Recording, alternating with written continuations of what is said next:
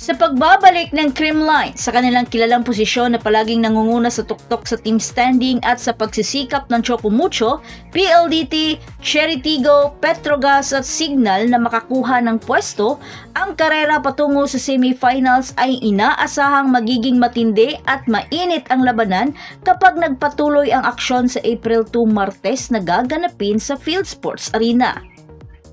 Sa loob ng 6 na araw sa Holy Week break, hindi lamang espiritual na paglago ang pag-iisipan ng mga kupunan na ito kundi magpaplano rin para sa crucial na yugto ng single round elimination.